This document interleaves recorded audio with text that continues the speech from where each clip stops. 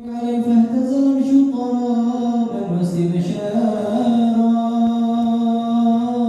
وازداد الكرسي هيبة ووقارا وامتلت السماوات أنوارا ضجت الملائكة لله تهليلا وتمجيدا واستغفارا سبحان الله والحمد لله ولا إله إلا الله والله أكبر سبحان الله والحمد لله ولا إله إلا الله والله أكبر سبحان الله والحمد لله ولا إله إلا الله والله أكبر سبحان الله والحمد لله ولا إله إلا الله والله أكبر ولم تزل أمه ترى أنواعا من فخره وفضله إلى نهاية تمام حمله فلما اشتد بها الطلق بإذن رب خلق وضعت الحبيب صلى الله عليه وسلم ساجدا شاكرا حامدا كأنه النجم في تمامه صلى الله على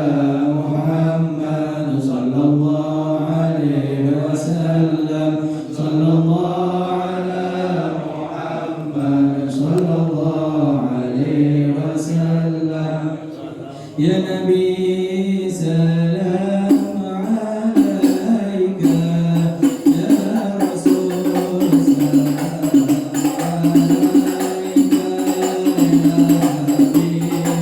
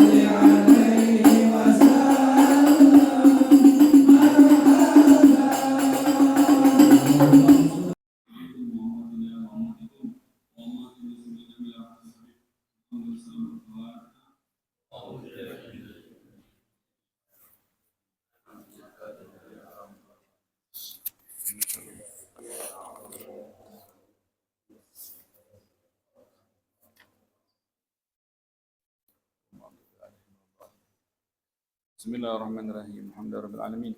Wassalatu wassalamu ala sayyidil mursalin wa ala alihi wa sahbihi ajma'in. Qala al-musannif radhiyallahu anhu, Kitabus Shaum. Yajibu shaum Ramadan bi istikmali Sya'ban 30 aw bi ru'yati ajlin al-hilala. Jadi kan belum. Di sini belum. Di sini belum sama sekali. Udah beras? Berapa puasa? Belum. Belum. Wa idza riyal hilalu bi baladin lazima man wafaqa matla'uh wa li sihhati shaum syurutun al-awwal an-niyyah. Kita coba insyaallah merangkum ya daripada keseluruhan, kan ini satu kali doang pembahasan tentang puasa. Di tempat-tempat yang lain ada beberapa kali. Coba kita insyaallah gimana merangkum daripada keseluruhannya ya secara singkat. Subhanaka la ilma lana illa ma 'allamtana innaka antal alimul hakim. Subhanaka la nuhsi tsana'an 'alaika anta kama athnaita 'ala nafsika falakal hamdu. Alhamdulillahirabbil alamin. Segala puji hanya untuk Allah Taala. Membahas tentang masalah hukum-hukum daripada puasa, karena kita memang sudah sedikit lagi akan tiba di bulan puasanya. Sungguh beruntung bagi orang yang bergembira dengan masuknya bulan Ramadan, karena ya umat-umat terdahulu ya dikatakan, sebagian ulama mengatakan kewajiban puasa Ramadan itu ada pada mereka, umat-umat sebelum Nabi kita Muhammad SAW, tapi mereka tidak melaksanakannya. Ya. Mereka tidak. Maka bagaimana coba kebayang nggak bagaimana girangnya Allah sama kita, umatnya Nabi kita Muhammad SAW. Bukan hanya kita menjalankannya, tapi kita bergembira dengan datangnya perintah dari Allah Taala. Kita tunduk, patuh, taat. Ya. Bagaimana girangnya Allah sama kita. Ya. Dikatakan di sini, maka apabila kita sudah tiba mendekati daripada bulan Ramadan, maka kita mesti tahu hukum daripada puasa Ramadan tersebut. Apa hukumnya puasa Ramadan? Dikatakan hukumnya adalah wajib. Tidak boleh ada di antara pada kita ada yang tidak mengetahui kewajiban daripada puasa Ramadan. Tidak boleh. Hukumnya wajib, fardu ain, ya. Fardu ain, rukun Islam, ya. Tidak boleh satupun di antara kita tidak mengetahuinya. Maka ketika kita mau menjalankan daripada ibadah puasa tersebut, apa yang mesti kita lakukan? Yang pertama yang mesti kita lakukan adalah nunggu nanti berita daripada pemerintah. Ya, kita tunggu berita daripada pemerintah untuk ketentuan. Jadi jangan kocar-kacir, ya, jangan bingung kapan Ramadan, pokoknya tunggu daripada pemerintah. Pemerintah mengatakan kapan pengumuman 1 Ramadan, maka kita tinggal tunggu kabarnya. Ya. Misalnya besok puasa Ramadan sudah ditentukan sama pemerintah. Yang perlu ditunggu itu ntar pas di malam itu ya, sidang isbat ya, sidang isbat. Kalau ternyata sidang isbat tersebut tidak melihat, maka ntar pemerintah akan menentukan lusa kita akan puasa Ramadan ya. Maka ketika sudah tahu kita Ramadan di malam itu, besok kita mau puasa, maka kita pasang niat. Pasang niat. Wajib bagi setiap orang yang berpuasa untuk pasang niat. Niat puasa. Tidak sah puasa seseorang tanpa niat. Nah, niatnya yang di masjid-masjid itu udah bagus ya. Yang pada umumnya kita berniat itu sudah komplit sempurna. Tinggal dipahami aja artinya. Dipahami artinya. Apa itu? Nawaitu shauma ghadin an adai fardhi shaumi syahri ramadhani hadis sanati lillahi ta'ala. Itu udah bagus sekali ya. Tinggal dipahami artinya. Artinya adalah nawaitu, saya niat shauma ghadin, puasa besok hari. Saya niat malam ini mau puasa besok hari. Puasa apa? Anadai, daripada menunaikan fardhi, kewajiban, saumi, puasa, syahri, bulan, Ramadan, hadis sanah, tahun ini. Itu artinya saya niat puasa besok hari untuk menunaikan kewajiban puasa bulan Ramadan yang tahun ini. Gitu. Kalau kita sudah paham artinya, maka dengan niat begitu sudah sah. Sudah sah ya. Dilafatkan niatnya, diingatkan, jangan sampai lupa, karena dikatakan di sini kewajiban daripada berniat untuk seseorang yang berpuasa itu kewajiban tersebut di kulli yaum, untuk setiap hari. Jadi ntar akan kesebar tuh di awal-awal Ramadan itu puasa 1 bulan penuh. Di kita tidak bisa. Di madzhab Imam Syafi'i, kita imamnya Imam Syafi'i, ya itu kesebar karena banyak yang udah belajar-belajar keluar ya, mengetahui madzhab-madzhab lain. Ya, ada madzhab lain memang mengatakan cukup niatnya begini, cukup niatnya begitu. Cuman di kita Imam Syafi'i mengatakan tidak boleh. Imam Syafi'i mengatakan puasa itu 1 hari 1 niat. Artinya kalau tidak niat nggak sah puasanya gitu. Jadi kan kita mesti hati-hati. Jadi setiap hari kita mesti ingatkan keluarga kita untuk berniat, ya berniat. Kalau yang ilmunya luas, ya dia silahkan ya dengan pemahaman yang dia ketahui ya. Cuman kita ya dari dulu sampai sekarang ya artinya memang begitu, memang niatnya begitu. Di sini kita disebut juga likulli yaumin, niat tersebut di seluruh kitab Imam Syafi'i, yang kitab Imam Syafi'i itu ya, yang kita orang baca pesantren atau majelis taklim itu tidak sah puasa kecuali 1 malam itu niatnya buat besok, dan malam besok lagi buat besok. Kalau lupa niat apa hukumnya? Kalau lupa niat tidak sah puasanya, tapi wajib puasa tetap. Tidak sah puasanya, tapi tetap wajib puasa. Tapi namanya bukan puasa, namanya imsak. Imsak itu apa? Imsak itu adalah menahan diri. Nggak dapat pahala puasa, tapi wajib puasa. Terus yang puasa yang dia tidak niat tersebut kan nggak sah, wajib mengkodok. Tuh, udah puasanya nggak sah, dia nggak boleh makan, nggak boleh minum juga. Terus wajib kodok nanti habis Ramadan, udah kelar Ramadan wajib kodok. Gara-gara apa itu? Gara-gara lupa niat. Itu hukumnya di sini, hukumnya begitu. Jadi urusan niat tersebut penting. Jadi keluarga kita ingatkan, yang di rumah itu ingatkan. Siapa yang ingatkan yang lain. Pas dari buka udah boleh niat dari maghrib sampai subuh. Ingatkan berkali-kali nggak apa-apa niat. Yang penting jangan lupa. Setelah itu kan maka udah kewajiban puasa tersebut setelah berniat di malam harinya, tinggal dari mulai subuhnya itu dari sebelumnya kita nahan diri daripada hal-hal yang tidak dibolehkan. Artinya tidak boleh makan, tidak boleh minum, dan hal-hal yang lainnya, urusan suami istri. Itu tidak dibolehkan dari mulai subuh sampai maghrib. Tapi kan nggak mungkin pas tank subuh, jadi sebelumnya kita udah menahan tuh. Udah mulai start mulainya itu dari sebelum subuh berapa menit. Jangan pas subuh. Siapa yang tahu subuh pas benar-benar? Nggak ada. Bagaimana tahu pas benar waktu subuh? Nggak ada. Handphone aja beda kan. Ada yang kemudian subuh jam berapa sih? Ada yang 29, ada yang ini, beda-beda kan? Ya, handphone aja beda. Sekarang 3 berapa? 33, ada yang 32. Jadi Anda boleh makannya sampai jam berapa? Nggak ada yang pas, nggak ada yang bisa pastikan. Maka untuk memastikannya mundur tuh 10 menit sebelumnya atau 5 menit. 5 menit bahaya, 10 menit aman. Jadi kalau dia mau nyetok makan sahurnya itu, jadi wajib dia sebelum azan subuh itu mundur. Namanya imsak kan, namanya imsak. Ya, imsak itu adalah memundurkan ya, jam tersebut, azan subuh tersebut mundur sedikit supaya pasti, ya kan?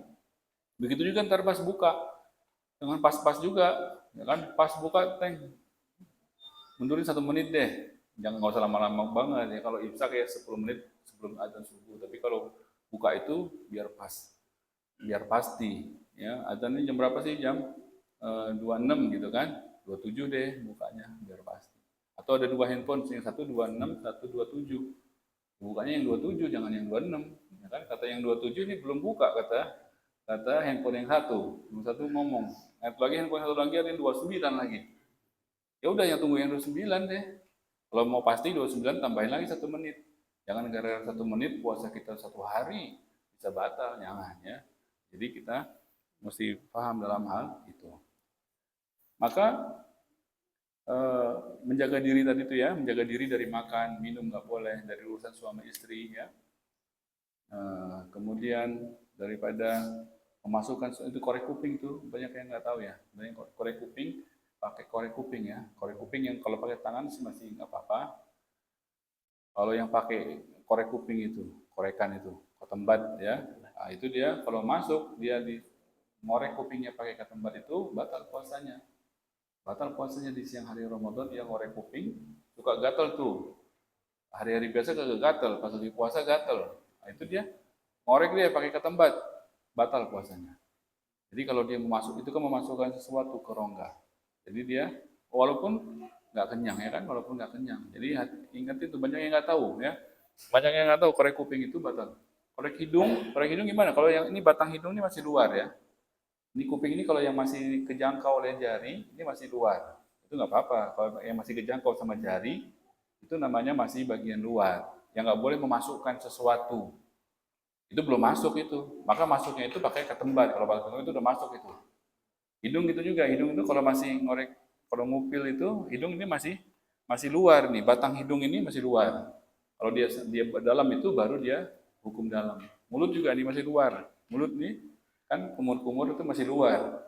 Kalau tenggorokan baru dalam gitu. Jadi kalau ngorek hidung, ngorek itu mulut tuh bagian luar itu. Kalau kuping itu pakai jari masih luar. Yang nggak boleh itu masuk pakai ketembat, pakai tangkai korekan itu baru dia dalam itu nggak boleh. Kalau hidung mah orang nggak sanggup masukin ke dalam, sakit ya kan.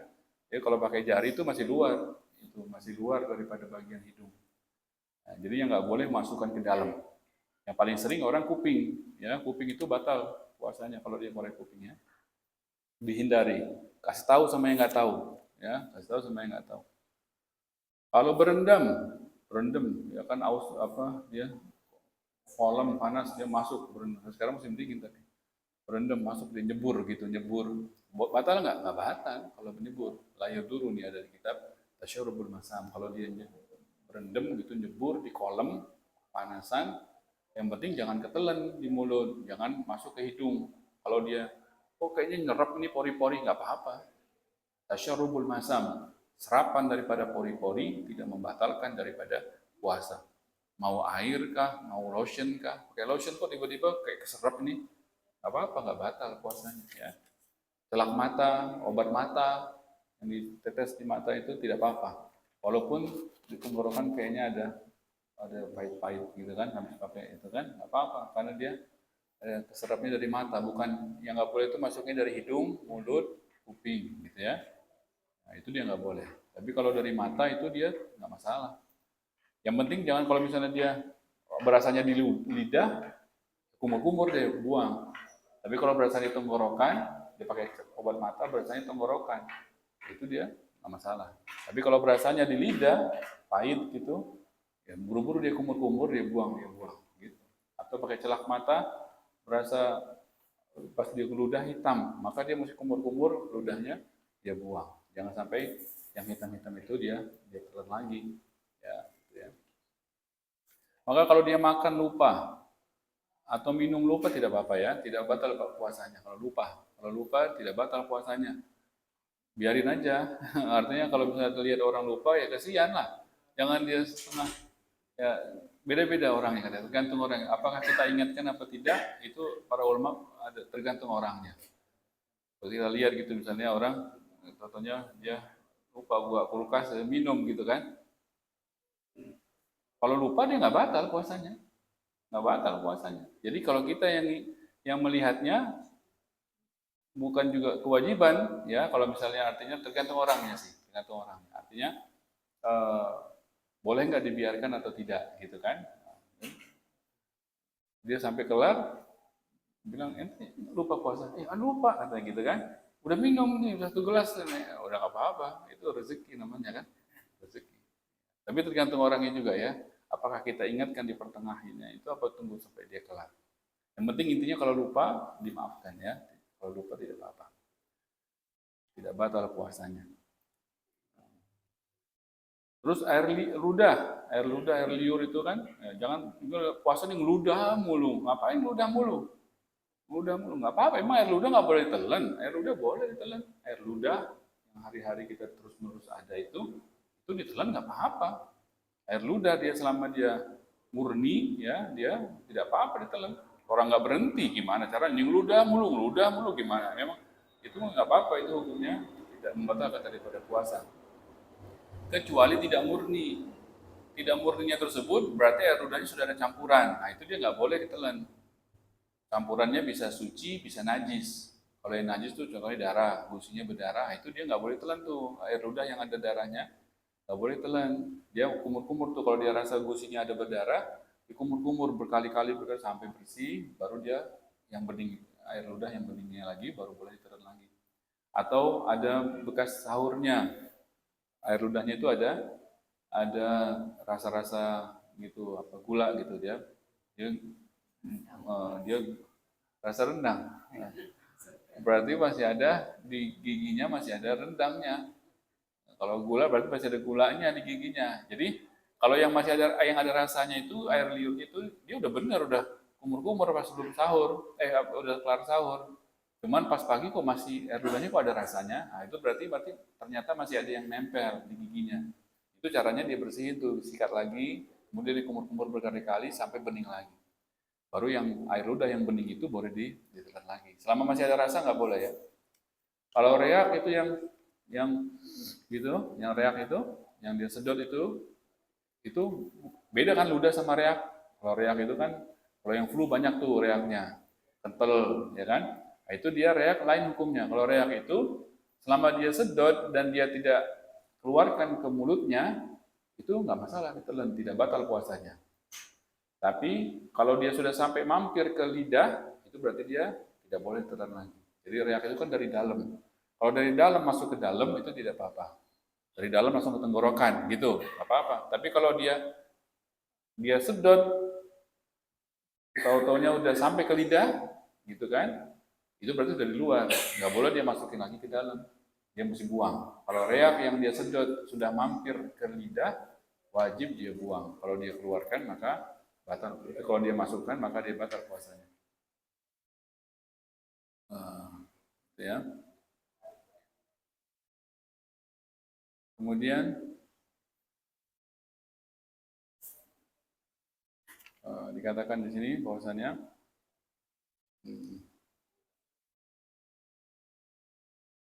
gitu ya. Kemudian yang dikatakan di sini bahwasannya wala yasihu shaumu yaumil idain. Maka nanti itu kalau puasa kan kita 30 hari bulan Ramadan, nanti kalau sampai hari lebaran tidak sah lagi puasa sunnah apa yang lain.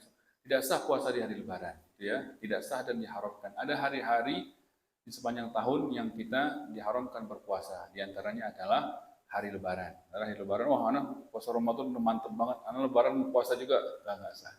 Tidak sah dan hukumnya haram, ya.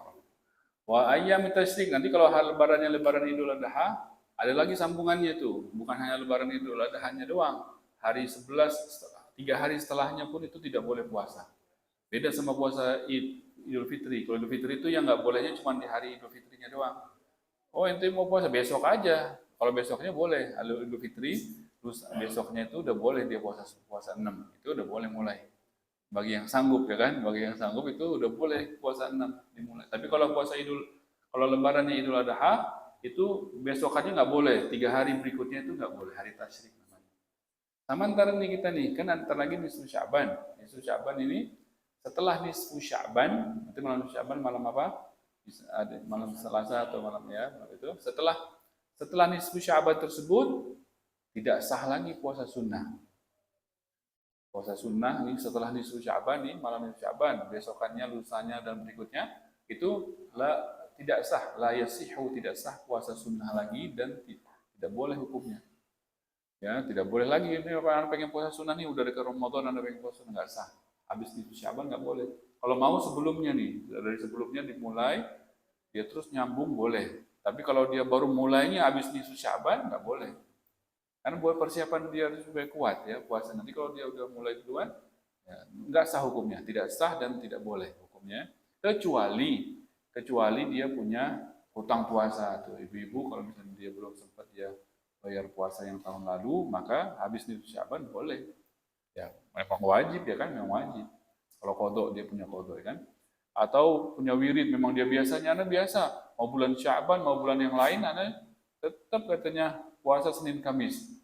Habis nisfu Sya'ban nggak boleh? Boleh. Kalau dia punya kebiasaan Senin Kamis nggak putus, ya boleh. Walaupun habis nisfu Sya'ban dia boleh. Kalau punya wirid puasa sunnah, itu dia tidak menjadi halangan ya. Maka puasa ini wajibnya atas seseorang yang balik akil ya, yang berakal dan dia sudah balik ya, muslim dan mampu. Kalau yang nggak mampu dia mau udah kalau puasa udah artinya ketika puasa itu dia tiba-tiba sakit berarti kan nggak mampu ya. Nah itu dia boleh nggak puasa. Jadi kalau bagi yang mampu dan dia balik dan akil wajib baginya puasa muslim. Maka anak kecil yang belum balik nggak wajib puasa. Tapi wayu marus sobi, tapi wajib diperintah. Anak kecil yang belum balik kan nggak ada dosanya, belum ada kewajiban apa-apa, belum balik. Tapi wajib untuk diperintah. Kayak sholat, wajib diperintah kalau sudah umurnya 7 tahun. Wajib orang tua tersebut memerintahnya untuk puasa. Nanti urusan dia sanggup atau tidak sanggup, dia puasa atau tidak puasa itu udah lepas dari kewajiban. Artinya kewajibannya hanya orang tua memerintah. Orang tua memerintah. Kalau orang tua tidak ada kata-kata perintah dari orang tua kepada anaknya yang sudah 7 tahun, oh kesian, nggak ada perintah, itu orang tuanya dosa. Orang tuanya berdosa. Orang tuanya itu berarti kesian, sayang. Bukan sayang itu, justru itu orang tuanya menjerumuskan si anak tersebut untuk dia tidak puasa. Bayangin coba kalau puasanya baru nanti tunggu balik aja. Kalau itu anak baru mulai puasa pas balik itu baru mau mulai puasa nggak bakal puasa, nggak sanggup. Kalau belum ada percobaannya dari sebelum-sebelumnya, nih ntar pas balik dia bakal puasa, bakal keberatan, bakal berat baginya ya. Maka ini syariat memang disuruh anak kecil tersebut dari umur 7 tahun orang tuanya nyuruh. Nanti setelah dia disuruh dari suruhan tersebut ternyata anak kecil nggak sanggup, setengah hari batal misalnya kan, nggak ada yang dosa, anak kecilnya belum wajib, orang tuanya sudah menjalankan kewajibannya, gitu. Nah, maka itu mesti dilakukan ya, 7 tahun mesti diperintah. Kemudian ketika 10 tahun perintahnya tersebut mesti lebih keras lagi ya, mesti ada pukulan. Maka orang yang sudah berpuasa tersebut boleh nggak dia berbuka? Boleh nggak ada nggak orang yang boleh nggak puasa? Ada beberapa orang yang boleh nggak puasa. Diantaranya adalah orang yang sakit, ya kan? Orang yang sakit boleh dia tidak puasa. Yang kedua, orang yang bagaimana lagi yang boleh nggak puasa? Orang yang musafir. Tapi musafir tersebut safar yang bagaimana? Safaran tawilan, perjalanan yang panjang, artinya yang jauh. Contohnya dari sini ke Bandung gitu ya, itu udah jauh. Itu orang tersebut boleh tidak puasa. Tapi dengan syarat intara'a safaru ba'dal fajr. Kalau dia musafirnya ya, musafirnya dia sudah di luar kota sebelum subuh gitu kan. Dia mau ke Bandung 3 hari. Tapi yang hari ini dia jalannya habis subuh, subuhnya masih di rumah. Ini yang hari ini nggak boleh dia nggak puasa, wajib puasa. Kalau dia jalannya nih hari, dia perjalanan 3 hari, hari ini, besok, gitu kan. Katanya musafir boleh nggak puasa. Tapi hari ini jalannya dari subuhnya masih di rumah. Habis subuh baru jalan. Maka ini hari yang dia jalan ini habis subuh, dia nggak boleh nggak puasa. Oh dia mau umroh bulan puasa. Ya, jalannya ini, oh umroh berapa hari? Ya kan jauh lagi. 9 hari misalnya kan. Tapi hari pertamanya ini dia jalan dari rumah habis subuh, maka di hari yang pertama ini nggak boleh dia puasa. Wajib dia puasa, wajib hukumnya, wajib dia puasa, haram dia nggak puasa. Ya, maka bagaimana caranya kalau dia mau hari ini juga nggak puasa, kan capek perjalanan jauh, ya kan? Caranya bagaimana? Dia mesti keluar dari kotanya sebelum adzan subuh. Jadi kalau dia mau ke bandara, sholat subuhnya di bandara. Kalau dia sholat subuhnya di bandara, dia udah keluar kota ya, di Tangerang. Ya dia di sana sholat subuhnya, dia sudah boleh itu hari kalau dia mau, ya kan? Artinya orang musafir tersebut boleh tidak puasa, boleh. Artinya tapi kalau mau puasa boleh juga.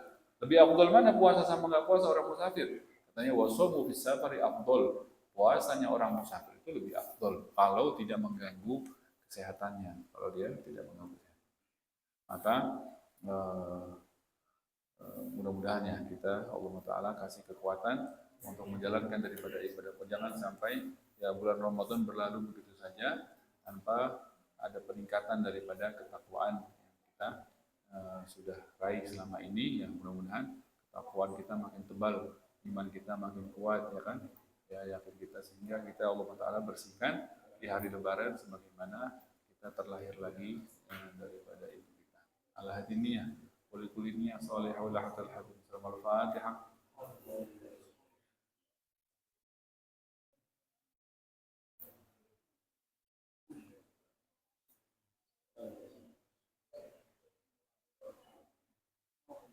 ربنا انفعنا بما علمتنا، رب علمنا الذي ينفعنا، رب فقهنا وفقه أهلنا وقرابات لنا في ديننا مع القدر وثابتك ربي وفقهم لما ترتضي قولا وفعلا كرما، وارزق الكل حلالا دائما وأخذ الأتقياء علما، نحظى بالخير ونكفى كل شر.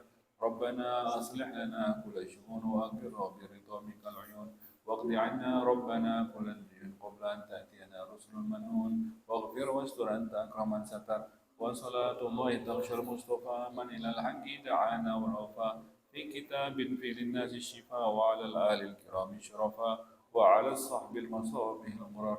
اللهم اهدنا بهداك واجعلنا ممن يسارع في رضاك، ولا تولنا وليا سواك، ولا تجعلنا ممن خالف أمرك وعصاك. وحسبنا الله ونعم الوكيل، ولا حول ولا قوة إلا بالله العظيم. وصلى الله على سيدنا محمد وعلى آله وصحبه وسلم، الحمد لله رب العالمين. الفاتحة.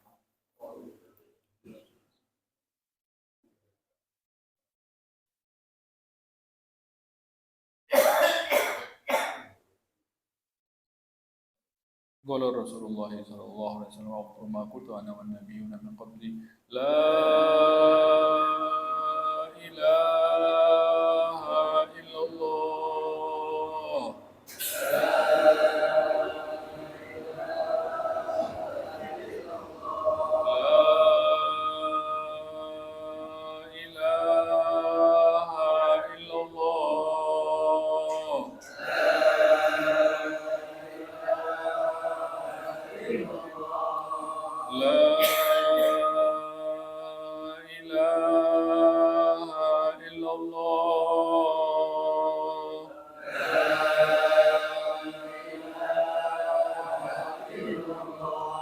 محمد رسول الله صلى الله عليه وسلم. كلمة حق عليها نحيا وعليها نموت وعليها نبعث إن شاء الله من الآمن. ربنا تقبل منا إنك أنت السميع العليم، وتب علينا إنك أنت التواب الرحيم. وصلى الله على سيدنا محمد وعلى آله وصحبه وسلم. الحمد لله رب العالمين.